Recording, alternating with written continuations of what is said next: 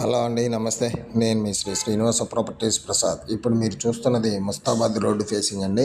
Mustabad road Vijayawada నుంచి ముస్తాబాద్ వెళ్ళేటప్పుడు Mustabad road ఫేసింగ్లో 14.29 సెంట్లు అండి.